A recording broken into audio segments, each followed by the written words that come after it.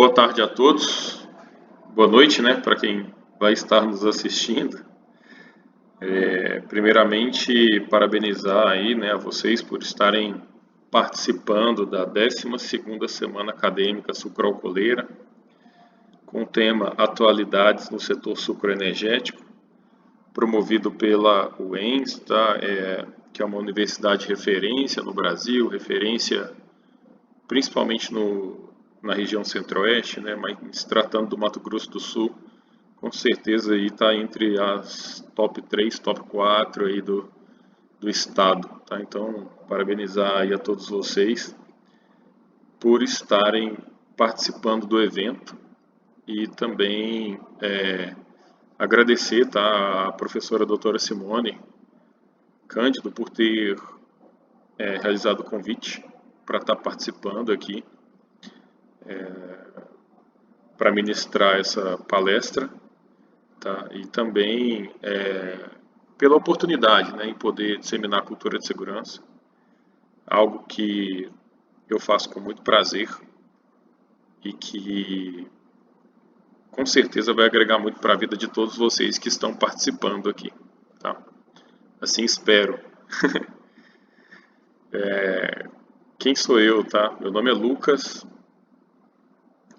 sou nascido em Anápolis, uma cidade do interior de Goiás. Quando eu nasci, a cidade tinha lá os seus 200 mil habitantes. Esses dias eu estava pesquisando a respeito lá, a cidade já está com 450 mil habitantes. Então, já está bem grandinho já, completamente diferente do que era quando eu nasci, tá? Quando eu nasci estava mais para Dourados, hoje está muito maior. Cresci, fiquei lá até meus 19 anos, 18 para 19 anos, fiz vestibular, né? Tive que me mudar porque na época eu gostava muito de matemática, física, essas coisas, e acabei fazendo engenharia mecânica. E não tinha engenharia mecânica na época em faculdade particular, né? Nem nas faculdades próximas da minha cidade. Não tinha essa facilidade que tem hoje, né? Então acabei tendo que ir para Brasília para estudar lá. Fui estudar na Universidade de Brasília, que também é uma universidade muito, muito legal, universidade muito boa, referência. Acabei concluindo engenharia mecânica em 2010. E depois, em 2012, comecei uma pós-graduação em engenharia de segurança do trabalho por uma faculdade que tinha lá em Anápolis, né, que era onde eu estava residindo. Depois que eu terminei minha graduação, retornei para Anápolis e fui morar na casa dos meus pais, né, e trabalhar lá, né. Como experiência profissional, trabalhei na Coca-Cola, na fábrica da Coca mesmo, tá, pessoal? Então, chegava o açúcar, que vinha provavelmente de alguma usina, né, açúcar energético. O açúcar ele ia para a charoparia, onde ele era derretido, misturado com água, e essa água, junto com o açúcar, né, o pessoal chamava de xarope. E aí as essências vinham dos Estados Unidos e onde cada tipo de refrigerante que era produzido tinha uma mistura. E essas misturas eram realizadas em tanques e depois eram envasadas nas linhas de produção e depois ia para expedição e entrega. Trabalhava na engenharia, então ficava mais na parte ali, responsável por manutenção de maquinário, mexia muito com equipamentos. Depois, quando eu terminei a graduação, consegui uma vaga de trabalho na montadora de veículos, na Caoa. Na época, lá montavam-se veículos da marca Hyundai. E era uma oportunidade muito legal, e era na cidade que os meus pais residiam, né? Então não teria que gastar dinheiro com aluguel, então acabei optando por trilhar esse caminho profissional aí. Lá eu tive um contato muito grande com pessoas, então por ser parte de montagem veicular, né, tinham muitas pessoas. As máquinas não conseguem fazer pequenas montagens. Até a parte do corpo do carro, né, que é a estamparia, as soldas, etc., eram robôs. Dali para frente, passou para pintura, terminou a pintura, chegou na montagem, eram só pessoas. Então, o robô, na verdade, ele era uma esteira transportadora que levava os veículos. E eles eram montados por pessoas. Então, praticamente 100% da montagem era por pessoas. E essa questão da montagem ser realizada por pessoas, ela me trouxe muitas reflexões, né? Eu trabalhava com otimização de processo, então eu sempre tinha que reduzir o número de pessoas na linha. E isso fez com que, quando você reduz o número de pessoas automatizando, mudando algum procedimento, algum processo, alguma coisa, você acaba desempregando algumas pessoas e sobrecarregando outras, ergonomicamente falando. E esse sobrecarregar do modo ergonômico me fez criar um vínculo muito grande com a parte de segurança do trabalho, porque estava intimamente ligado a absenteísmo. Então a pessoa vai lá e trabalha, faz muito movimento repetitivo, muitas vezes, e isso acaba tendo muita relação com a parte de saúde ocupacional. Né? Às vezes as pessoas desenvolvem doenças, LER, DORT, etc. E acabei me interessando pela área e foi aí que eu comecei a fazer a especialização, né, no ano de 2012. Em 2013, final de 2013, fui contratado pela São Salvador Alimentos, que é uma indústria de abate. Lá abatiam 260 mil aves dia e eles estavam em expansão para abater 320 mil. Né? Não era só o abate, tinha um complexo. Nesse complexo tinha incubatório, que era todo certificado, ISO 9, 14, OSAS 18 na época, né? Hoje 45001.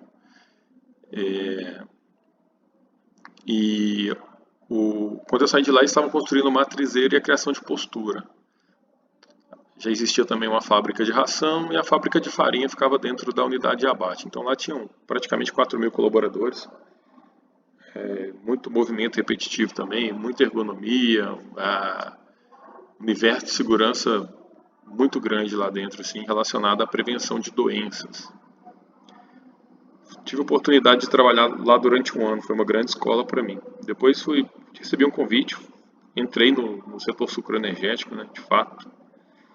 Em 2014, fui trabalhar numa usina no interior de Goiás e assumi a posição de supervisor de SESMIT. Então já era gestor da parte de saúde e segurança e tinha um analista de meio ambiente também que tinha interface direta. Em 2018, recebi uma proposta do Decoagro, me desliguei da empresa, né, onde eu estava trabalhando até então e acabei vindo aqui para a Decoagro, onde eu estou até hoje. Já fazem 4 anos, 10 meses e alguns dias. Sou muito feliz em poder atuar nessa área de prevenção de acidentes. Me considero privilegiado, né? Eu ganho dinheiro para fazer o bem para as pessoas e eu faço isso com bastante orgulho, bastante dedicação. Antes da gente começar, né, a falar sobre o nosso tema, é importante que todos tenham em mente o seguinte: todo acidente é evitável. Todos os acidentes são evitáveis. Porque a palavra acidente, ela dá uma conotação assim de algo que tinha que acontecer, né? Não foi culpa de ninguém. Acontece, acidentes acontecem, né? E essa é a máxima que nós somos criados a acreditar nisso. Porém, isso não é verdade, gente. Todo acidente é evitável, né? Então você está me falando que o acidente não é ao acaso. É isso mesmo. Acidente não é o acaso, tá? E eu vou tentar demonstrar isso para vocês aqui durante essa palestra. Coloquei algumas imagens para a gente tratar sobre evolução dos sistemas de segurança. E se a gente olhar, para quem gosta de Fórmula 1, né? Eu particularmente gosto bastante. Mas se nós olharmos a figura do lado esquerdo, nós vamos ver um veículo de Fórmula 1 aí do princípio da categoria, né? Quando os veículos foram desenvolvidos, né? Para iniciarem as corridas. E se a gente observar, né? Poxa, tomada de ar ali dentro, muitas partes quentes expostas, né? Ali atrás, sistemas de segurança praticamente inexistentes. E o da direita é uma imagem mais moderna, né? Então a gente vê ali o O motorista ele já está bem mais protegido, né? Só tem a parte do capacete ali para fora, quase não tem muito contato, e mesmo assim ainda aconteceram muitos acidentes, inclusive envolvendo óbitos. E acabei de consultar aqui só para matar a curiosidade, né? Foi em 1950 que começou a Fórmula 1. Então, até pouco tempo atrás, para quem é um pouco mais antigo, que acompanhava a Fórmula 1 na época do Ayrton Senna, né? Todo mundo se reunia aos domingos para assistir corrida. Ele faleceu num acidente de carro, né? Num acidente durante uma corrida.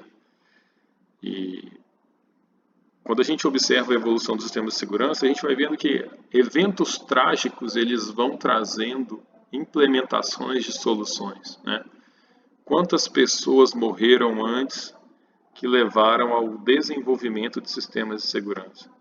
Hoje, quando a gente pega um carro de Fórmula 1, ele já tem uma série de outros componentes de segurança, né? Praticamente você não enxerga mais a mão do piloto, ele já tem o halo, ele já tem uma célula de segurança, o carro ele é divisível, ele já quebra, né, para não transferir a energia do impacto para o motorista. Então, isso se a gente pensar, a sociedade vai se tornando mais intolerante também com acidentes graves. Antigamente, o cara morreu de acidente, beleza. Hoje em dia, nossa, morreu, credo, que coisa horrível. A pessoa está praticando esporte, tem famílias assistindo, crianças, etc. A pessoa bate o carro lá e morre. Hoje, quando acontece um acidente, o protocolo da transmissão é nem mostrar mais o evento em si. Qualquer carro que sai da pista, a corrida é imediatamente interditada e entra o safety car, etc. Então, assim, a intolerância da sociedade, a intolerância dos meios de comunicação com essas questões, ela está muito grande. Então, a sociedade não se permite mais viver como era antigamente. E pensando em meios de trabalho, né? Quando a gente olha aqui, tem duas imagens, uma de 1932 e outra de 2022. São imagens recentes e essa imagem da direita é uma imagem familiar. Essa imagem de 1932 aí foi na construção do Rockefeller Center, lá nos Estados Unidos. Então o pessoal construía arranha-céus, não tinha nenhum sistema de segurança praticamente, o pessoal subia e descia. E aí, se a gente for parar para pensar, quantas pessoas morreram fazendo isso, né? Construindo essa obra aí. E na imagem de 2022 a gente já vê que já tem sistema de ancoragem, anti-queda, que a pessoa consegue transitar. Se ela cair, por mais que talvez seja um mal súbito que ela tenha, vamos supor que a pessoa infarta lá em cima, tem um AVC, que ela tem uma baixa de pressão e ela caia, ela fica pendurada, né? Ela já não vem a óbito mais, como era antigamente. Então, os sistemas de segurança no ambiente de trabalho evoluíram muito por causa dessa intolerância da sociedade com os riscos, tá? Eu poderia falar também de outras coisas, né? O porquê que existe, né, segurança do trabalho, por que é algo obrigatório. Não sei se eu vou fugir um pouco do tema, mas o Brasil ele é signatário da OIT, tá? Nem está aqui na apresentação, mas o Brasil é signatário da OIT. Alguns países não são, tá? Como China, países que têm economia muito fechada, que não tem muito respeito às questões trabalhistas, não são signatários. Mas a partir do momento que você é signatário, a sua Constituição ela é feita baseada nos preceitos da OIT. E a Constituição, depois, ela se transforma em leis, né? O legislativo vai lá, legisla, faz várias leis, né? Entre elas, vários artigos remetem à segurança do trabalho. E essas leis precisam ser regulamentadas. Daí que surgiram lá aquelas NRs, né? Que o pessoal sempre ouve falar, isso está na NR, não está na NR. Quando nós estamos na vida acadêmica, a gente não tem muito contato com isso, mas quando vocês forem para a atividade profissional, e muitos de vocês já devem trabalhar, vocês vão ver que isso está no dia a dia de todos, praticamente todos. E na vida acadêmica, a gente acaba tendo pouca carga horária disso, né? Mas na vida profissional, não. Isso está presente no nosso dia a dia, desde o nosso primeiro dia de trabalho. A gente faz integração, pega lá os nossos equipamentos de proteção e nós vamos trabalhar. Então, o mundo conspira para situações mais seguras, tá? E pensando em cultura de segurança, nós temos que respeitar a hierarquia, sempre. E essa hierarquia ela vem do seguinte, né? Nós temos vários riscos no ambiente de trabalho. Sempre a primeira parte da hierarquia é a eliminação do risco. Então, se eu tenho um trabalho em altura, que muito provavelmente talvez está colocando as pessoas em risco, se eu puder eliminar esse trabalho em altura, essa é a minha prioridade, eliminar esse risco. Ah, Lucas, mas como que eu elimino um trabalho em altura? Constrói uma plataforma, constrói um acesso específico, faz alguma modificação, né, no equipamento, que a pessoa não precise mais ficar lá em cima. Então, você elimina o risco. Partindo do princípio que não é possível eliminar esse risco, eu tenho que passar por controles de engenharia. Ah, como que funciona isso, Lucas, de controle de engenharia?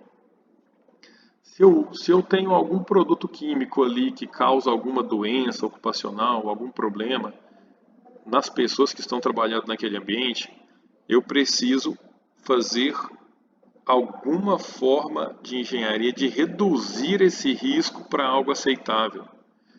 Seja eu colocando algum filtro novo, seja eu colocando algum equipamento ali que vá resolver esse problema.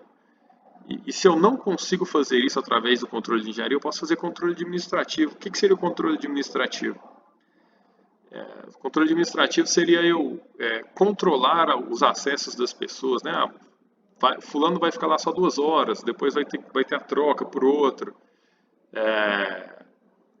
Eu consigo criar procedimento, ó, tem o risco, mas você vai ter que fazer dessa forma específica para você não se acidentar. E se eu não consigo, com os meus controles administrativos, reduzir, eliminar, mitigar o risco, eu preciso do equipamento de proteção individual. Então, muitas vezes a gente está lá na empresa, fala, tem tal condição ali, chama o pessoal da segurança lá, eu preciso pegar uma luva específica, eu preciso de um capacete, preciso... Isso seria a última alternativa aos riscos que estão presentes no ambiente. Primeiro teríamos que pensar em todas essas outras questões. E aqui tem um exemplo claro, bem atual para todos nós, né, que vivenciamos agora recentemente. O que seria eliminação? Seria, por exemplo, seria ficar em casa. Eu elimino o risco. Qual que seria o controle de engenharia, né? Implantar um home office. O que seria o controle administrativo? Adotar sistema de desinfecção de ambiente. Também é um controle de engenharia. Mas o controle administrativo, lavar as mãos com frequência. Então, se eu lavo mais as mãos, eu diminuo a quantidade de risco. E o que seria lá a última alternativa de prevenção? Se eu não posso fazer nada disso, o que eu tenho que fazer? Eu tenho que usar o EPI, que seria o equipamento de proteção individual. E também, falando de cultura de segurança, a gente tem que sempre pensar o seguinte, tá? Esse gráfico que está aparecendo aí na imagem para vocês é um gráfico de Bird, pirâmide de Bird. O que esse gráfico fala, né? Como que foi criado esse gráfico, só para vocês entenderem. O pessoal começou a fazer estatística de tudo que acontecia nas empresas, em todos os lugares que tem acidentes e controles. Eu tive vários acidentes. Tive 300 acidentes. Poxa, no meio desses 300 aí, teve uma pessoa que teve um acidente grave ou fatal. E no meio desses 300 eu tive 3 acidentes com afastamento. Então, pessoas que fraturaram um dedo, uma perna, alguma coisa, um corte mais importante, que pode inflamar, infeccionar, e a pessoa ficou afastada do trabalho. Então, eles começaram a fazer estatísticas disso. E o que eles começaram a perceber? Que quanto mais desvios eu tenho, mais quase acidentes eu tenho, mais acidentes relacionados, incidentes envolvendo danos materiais eu tenho, e mais acidentes sem afastamento eu tenho, e mais acidentes graves eu tenho. Então, qual seria a forma de reduzir acidente grave ou fatal na companhia? Seria eliminando os desvios. Tá? Lucas, mas como que elimina o desvio? Primeiro, o que é desvio, né? Desvio é você que está na empresa, você atravessa fora da faixa, você entra no carro, tem que ligar o farol, você não liga. Você tem um limite de velocidade para ser cumprido e você ultrapassa o limite de velocidade. Você tem que, sempre que passar determinado limite, lá você está usando um óculos de proteção e você não está usando esse óculos. Todos estes são desvios, né? A pessoa está se posicionando debaixo de uma carga içada, a pessoa está no local onde um veículo pode vir e atropelar ela, né? Isso são todos desvios. Não chegou a ter ocorrência, não chegou a ter evento, não chegou a ter nada. Foram só desvios relacionados ao comportamento. Para cada 3.000 desvios, nós temos 300 quase acidentes. O que seria o quase acidente? Aquilo que a pessoa passou fora da faixa e veio um veículo e quase atropelou ela, né? Tirou o óculos do olho, veio algo ali, bateu perto do rosto dela ali, alguma poeira em suspensão, mas não chegou a entrar no olho, só bateu ali do lado. E o que seriam os danos materiais, né? Danos materiais o acidente veicular. A pessoa pegou, está dirigindo, olhou para o lado, se distraiu com alguma paisagem, alguma coisa, cometeu um desvio. Mas ela foi bater o carro. Pronto, é um desvio que teve um dano material. E o acidente sem afastamento é aquele acidente que a pessoa sofre o acidente e já volta para o trabalho imediatamente. No caso do cisco no olho, né, o cisco ter entrado de fato no olho da pessoa, a pessoa vai no ambulatório, às vezes não consegue retirar no ambulatório, tem que mandar para o especialista e tal, fazer algum procedimento, pronto, registrado acidente. E acidente grave ou fatal seria, veio uma fagulha de solda lá no olho da pessoa, pegou no olho dela, porque ela estava sem óculos, ela cometeu um desvio, e essa fagulha afetou a córnea dela e ela não vai enxergar mais. Então é um acidente grave. Então, como eliminar os acidentes graves ou fatais, ou os acidentes sem afastamento? Eliminando os desvios. E quando a gente trata de cultura de segurança dentro de qualquer organização, seja ela da universidade, né, da universidade de vocês, ou na empresa que eu trabalho atualmente, ou em qualquer outra empresa, a gente tem algo que é chamado de curva de Bradley. O que seria essa curva de Bradley, né?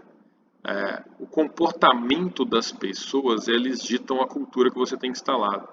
Se as pessoas são reativas a questões de segurança, o que seria a pessoa ser reativa? Ela agir por instinto natural.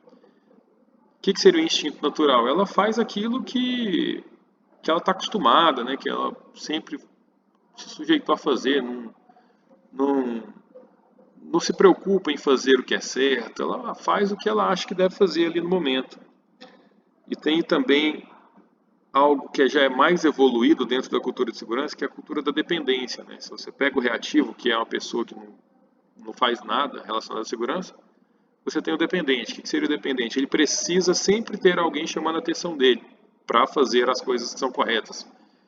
Vou dar um exemplo. A pessoa está sem óculos lá no ambiente de trabalho, e aí quando ela vê o gestor, ou quando o gestor chama a atenção dela, orienta ela a respeito da utilização do equipamento, ela vai e coloca o óculos. Ou seja, ela é dependente de alguém que está falando para ela. O que seria o estado de dependência na nossa vida, por exemplo? Na vida de vocês. Você pega a moto lá, provavelmente alguém tem moto aí, vai pegar a moto, vai sair. Ele vê a polícia lá na frente, ele já encaixa o capacete certinho na cabeça, porque ele está dependente daquilo, né? E um estágio da cultura que é mais evoluído ainda seria a cultura pensando na independência. O que seria independência? Não precisa ter ninguém para chamar a atenção da pessoa para ela fazer o que é correto. E também tem o estágio da interdependência. O que seria interdependência? Você cuidar de você e você cuidar das pessoas. Todas as organizações, elas querem chegar na interdependência, né? Se não querem, deveriam querer chegar na interdependência. Que é um cuidar do outro, independente de cargo, independente de questão social, de cultura, de conhecimento e etc. E tratando da questão de ocorrências de acidentes de trabalho, né, quando a gente pega uma estatística, essa estatística é bem real, o que a estatística mostra para nós? Que 96% dos acidentes vêm de comportamentos inseguros. Então, o comportamento está intimamente ligado com as pessoas, né? Não é a falta do degrau da escada que faz a pessoa se acidentar, não é a falta do espelho para-brisa trincado que faz a pessoa se acidentar, é o comportamento daquela pessoa. Tá? Você pode ter a pior condição imaginável. Se você tiver pessoas que têm comportamentos seguros, você não vai ter acidente, muito dificilmente. Até porque, muito provavelmente, essa condição insegura foi criada antes por um comportamento inseguro. Se alguém vai ali tirar a tampa do bueiro lá da via, por exemplo, e outra pessoa passa e cai, que não estava atenta, né, que estava desatenta, ela caiu por um comportamento talvez inseguro dela, de não ter prestado atenção, numa condição insegura que foi criada por outra pessoa, que teve um comportamento inseguro. Então, se a gente for levar ao pé da letra, tudo é comportamento inseguro. Nós precisamos, né, mudar isso. Então, qual a dica que eu dou para vocês aí de quais caminhos percorrer dentro da organização para alcançar a interdependência, né? Pensando na curva de Bradley. Realizar os treinamentos de segurança. Se vai ter treinamento de segurança, eu não vou estar lá de corpo presente. Tem que estar lá, prestar atenção, participar, compartilhar com os colegas, né? Estar sempre atento às regras e procedimentos. Se eu sei a regra, se recebi treinamento, sei qual é o procedimento, nunca burlar o procedimento. Buscar cuidar de si e dos colegas de trabalho. Isso está muito ligado à interdependência. Se você vê alguém que está fazendo algo, se a pessoa pode se acidentar, comunica para ela, avisa a pessoa, né? Informa ela dos riscos que ela está correndo, o que pode acontecer com ela, né? Às vezes a gente vê alguém fazendo algo abaixo do padrão e pensa, não é comigo mesmo, ele sabe que é o que é certo e não está fazendo. Porém, essa outra pessoa pode estar passando por um problema pessoal, ela pode estar com um problema financeiro, ela pode ter tido um problema de relacionamento com a esposa, com o filho, e ela está com a cabeça em outro lugar naquele momento e nem está se atentando que ela está cometendo algum desvio. Então é importante a gente se manter atento e cuidar também das outras pessoas, né? E agir com segurança também nos ambientes familiares e pessoais. E esse assunto é muito importante porque se eu carrego a segurança comigo, não é só na empresa que eu vou fazer segurança. Até porque se eu só faço na empresa, eu estou sendo reativo dentro da curva de Bradley, né? Eu não estou sendo uma pessoa interdependente. Então, se quando eu vou pegar o veículo da empresa eu coloco o cinto, mas quando eu vou pegar o meu veículo na cidade eu ando sem cinto, isso não é algo que está internalizado dentro de nós. Se não está internalizado, infelizmente, a gente precisa rever os nossos conceitos para evitar de fazer algo errado depois sem perceber. Porque isso é o que acaba acontecendo, né? Se a gente costuma falar palavrão, palavrão, palavrão, sempre, sempre, sempre, você chega num ambiente que você não pode falar palavrão, você vai lá e solta um palavrão. Uma hora ou outra você vai acabar soltando. Por quê? Porque aquilo não é seu. Não pertence a você.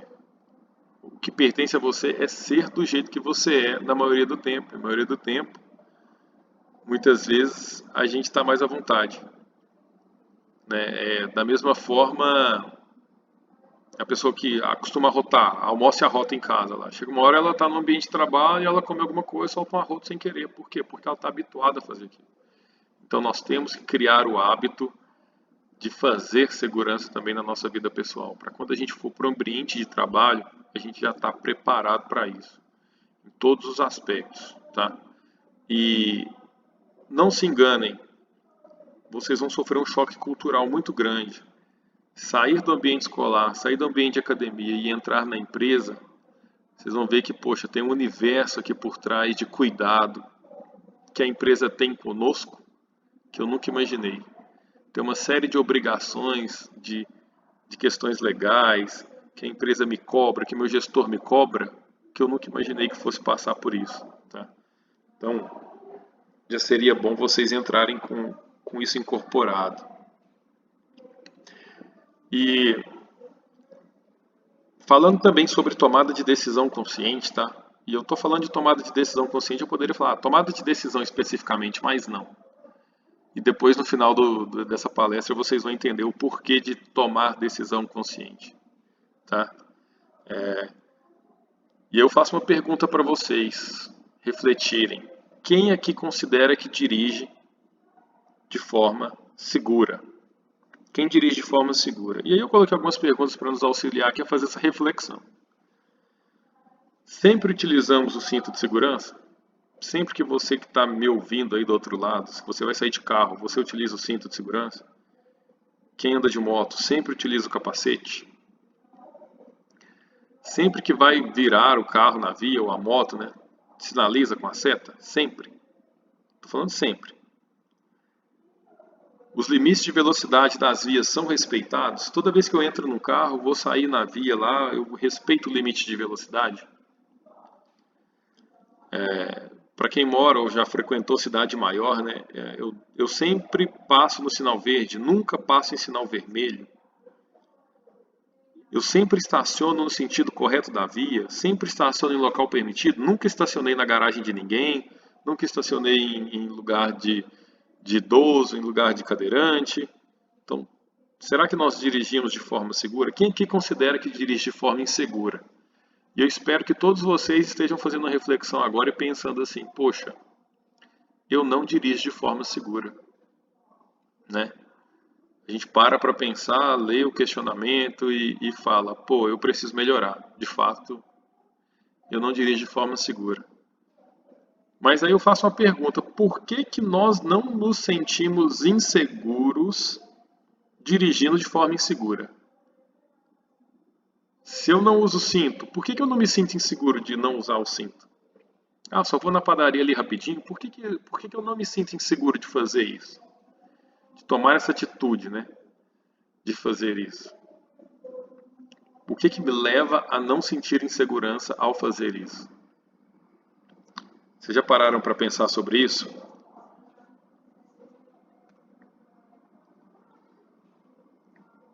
E depois, ao final do treinamento, eu vou explicar o porquê que nós não nos sentimos inseguros, tá? Cada um de nós tem uma percepção de segurança diferente. Todos nós temos percepções de segurança diferentes das coisas. E isso é muito claro na nossa família e também com os nossos amigos. Tem gente que não dirige se tiver bebido álcool, por exemplo. E tem gente que já dirige, né? Tem gente que acha normal, a pessoa sobe na cadeira, vai consertar lá uma lâmpada, etc. Ok. E tem gente que acha perigoso isso. Tem gente que acha normal fumar. E tem gente que acha que isso pode ser um perigo para a saúde da pessoa. Então, o conceito, a percepção de segurança é diferente para todos nós. E eu vou mostrar uma imagem ao seguir, e vou dar 20 segundos para vocês mentalmente, tá, classificarem essa imagem de 0 a 10, sendo 0 seguro e 10 muito inseguro, o que vocês acharam dessa imagem, tá? E aí faz um exercício mental aí de guardar o número que vocês julgam que seja o número, se é seguro ou não, a execução dessa atividade que nós vamos ver a seguir. Tá? 10 segundinhos só para reflexão.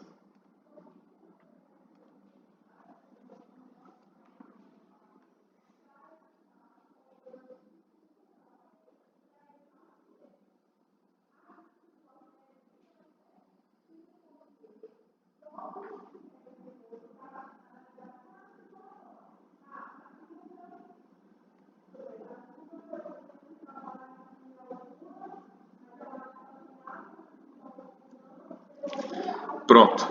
Acho que passou mais de 10, né? Então aqui a gente vê uma criança, aparentemente ela está colocando ali, né, uma água numa flor e observando a imagem a gente vê que tem uma cadeira, né? Muito provavelmente ela está em cima da cadeira, tá? Aguando ali uma florzinha que provavelmente está em cima de uma mesa, né? É que a imagem está sugestionando para nós. E se a gente pensar que a criança está em cima da cadeira, que essa cadeira pode cair, que ela está mexendo com água, que ela pode cair dessa cadeira, pode se machucar, muitas pessoas aqui vão falar, realmente pode, e se a pessoa fizer uma reflexão, ela vai ter casos na família onde isso aconteceu, tá? Por isso, essa percepção do risco ela é diferente para todos. E aí, quando eu falo dessa percepção, né, considerando que tudo isso que eu falei depois, da criança poder cair, dela estar em cima da cadeira, né, que talvez algumas pessoas não observaram isso, qual a nota vocês dariam para se essa é uma situação, no seu entendimento, segura ou insegura agora, depois de saber dessas informações? Creio eu que possa ter mudado, né? Possa ter ido para uma situação mais insegura, mas por que eu mudei a minha nota, né? O que levou a mudar a minha nota? Isso, nós vamos chegar agora depois disso, tá? Sobre tomada de decisão, nós tomamos em média, tá, gente? E não se assustem com o número, mais de 35 mil decisões durante o nosso dia. 35 mil decisões. Dentre essas decisões, a maioria dessas decisões a gente toma sem perceber. Então, a gente acorda de manhã e já toma uma decisão, né? Vou escovar meu dente, vou colocar o chinelo aqui antes de escovar o dente. Vou tomar café da manhã, não vou. Vou tomar o café da manhã, decidiu, vou tomar. Vai lá, pegar o talher. Vou comer o quê? Vou comer uns sucrilhos, vou comer tomar só um leite, não, vou fazer um café hoje, quero tomar um café preto. Vou colocar mais ou menos açúcar. E se a gente for fazendo uma reflexão, a maioria dessas decisões que nós vamos tomando, nós nem percebemos, porque estão na nossa rotina, tá? E a gente toma decisões no automático. Pode parecer até algo meio estranho, mas 95% das nossas decisões são inconscientes. A gente não para pensar na decisão que nós estamos tomando. E se 95% das decisões são inconscientes, como que o nosso organismo sabe, né, qual decisão tomar, né? O que eu tenho que fazer? O nosso organismo, o nosso cérebro, ele se baseia sempre nas nossas experiências. Por isso que às vezes a gente olha aquela imagem da criança aguando a planta em cima de uma cadeira e eu acho que tem pouco risco. Mas a pessoa que está do meu lado acha que tem muito, porque talvez ela tenha filho. E ela sabe o tão perigoso que é isso. E por que a minha percepção é diferente da dela? Por causa das experiências que ela já vivenciou.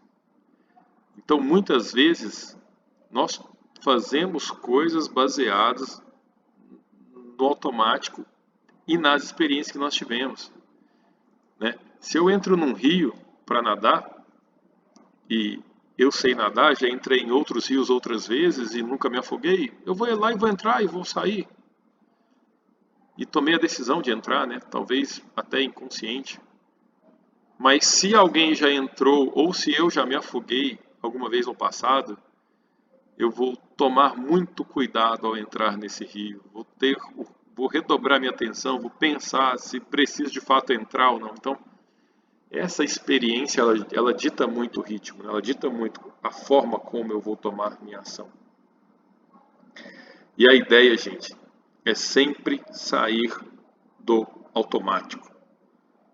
Pensar nas nossas decisões, né? Se eu tenho decisão automática de entrar no carro, sair ali na padaria e nem lembro de colocar o cinto, eu tenho que pensar naquilo que eu estou fazendo, tá?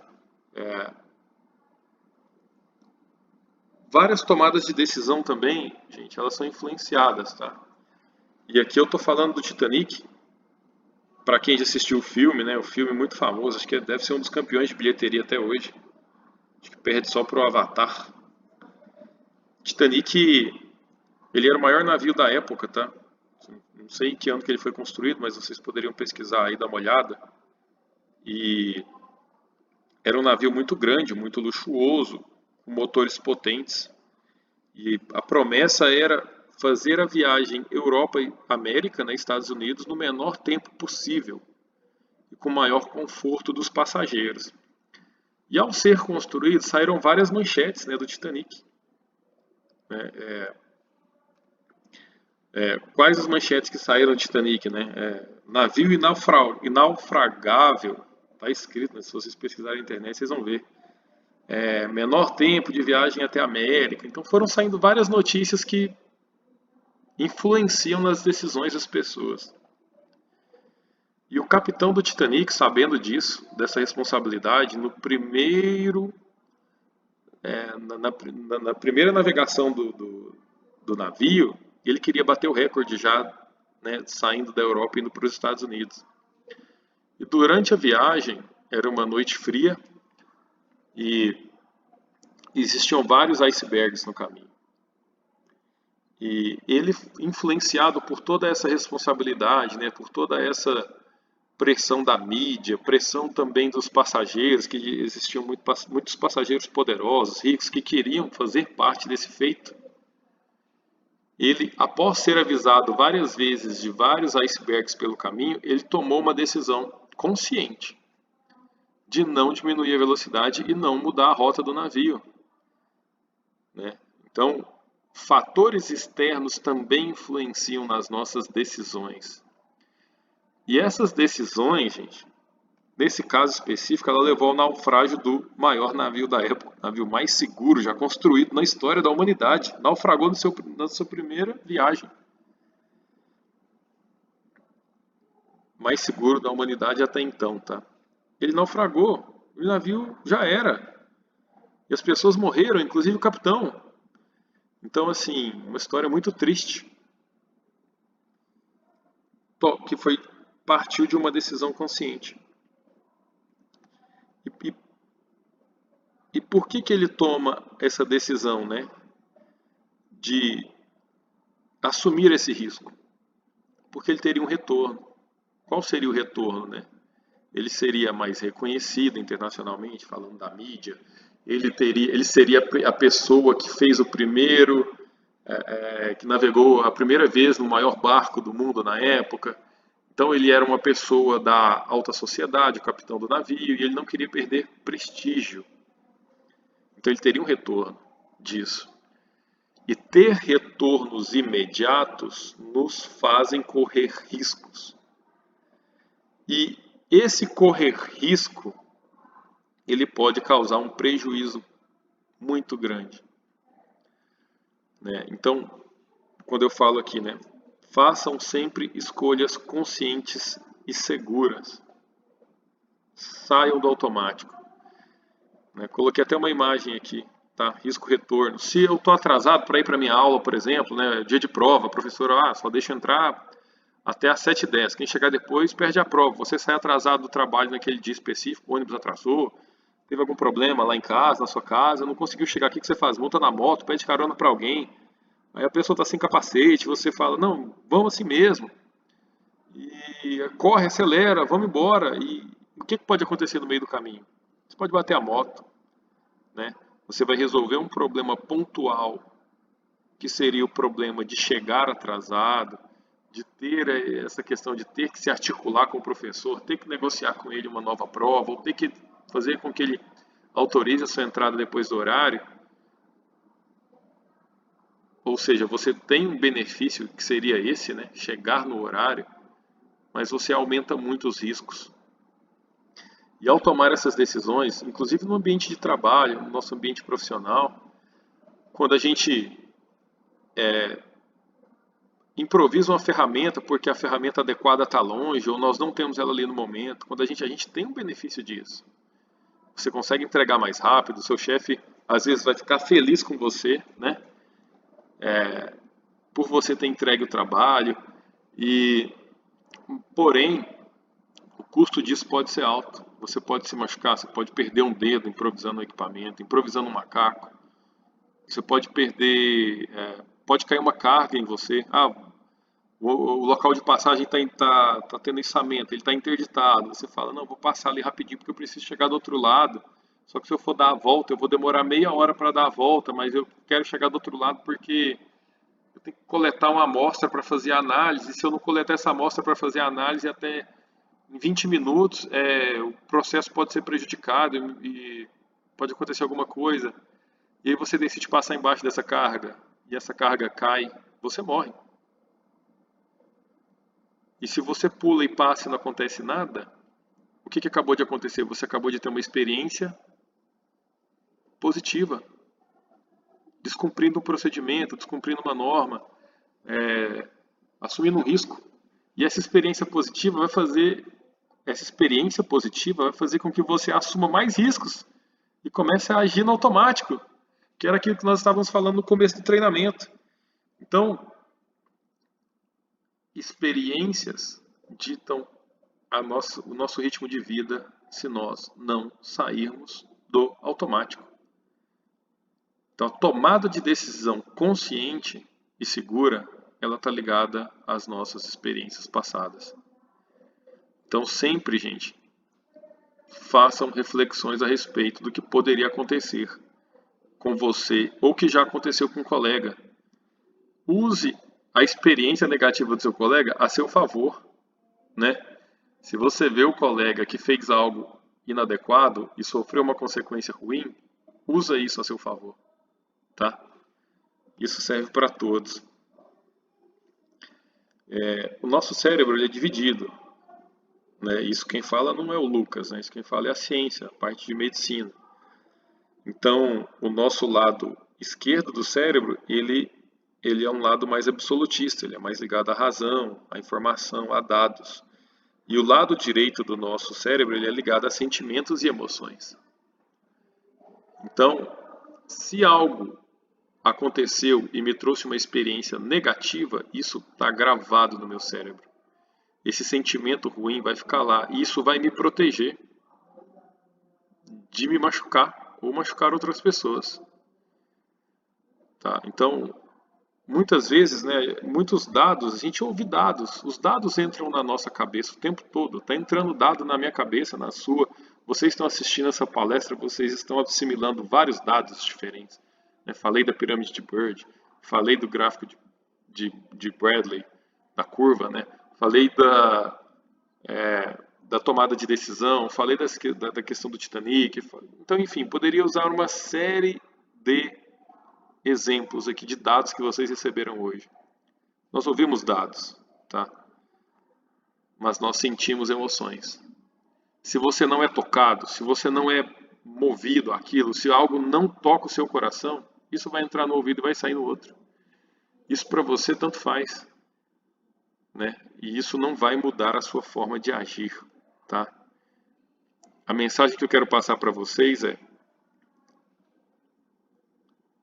pense, pare e prossiga para executar a atividade. Saia do automático. Seja o exemplo a ser seguido sempre. Seja o exemplo no seu ambiente de trabalho, seja o exemplo no meio de seus amigos, seja o exemplo na sua casa. Assimila isso para dentro da sua cultura para você não ter dificuldade depois. Quando você sair da academia, você vai entrar na empresa, você vai ter que cumprir regra. Se você é uma pessoa que não chega no horário, é uma regra. Na escola, na faculdade, depois quando você chegar na empresa, você vai ter dificuldade de cumprir horário. Se você é uma pessoa que não está ali habituada a cumprir a regra, né? Para sair da sala tem que comunicar ao professor. Se você sai sem comunicar, quando você tiver um gestor, não, você não vai poder mais fazer isso. E com a segurança a mesma coisa. E a vida, ela costuma cobrar muito caro da gente, essas coisas. Então, diminui esse delay, já busquem, né, fazer as coisas com segurança desde sempre, né, não espere entrar numa grande empresa, numa grande companhia para evoluir isso em vocês. E se algo que vocês vão executar estiver inseguro, não faça, tá? Não corram o risco de se acidentarem. Nosso corpo, gente, ele é um só. A nossa vida é apenas uma. A nossa mão, eu não consigo ir no almoxarifado e pegar uma mão nova. Eu não consigo ir lá no almoxarifado da empresa e pegar uma perna nova, um dedo novo. Não consigo. Se você perdeu a mão, perdeu o dedo, se você teve algum problema, teve que amputar um braço, isso acontece muito. Se você perdeu a vida no seu ambiente de trabalho, a empresa no outro dia vai continuar rodando do mesmo jeito. Vai colocar alguém no seu lugar, com certeza terão consequências cíveis, criminais, etc. Mas a empresa vai estar lá, né? A vida vai continuar. Se você pega um carro na sua vida pessoal, toma um porre, sai alcoolizado, bate esse carro, perde um braço, uma perna, se você pode até virar óbito num acidente desse, a vida das outras pessoas vão continuar, né? Então, assim, não corram riscos desnecessários.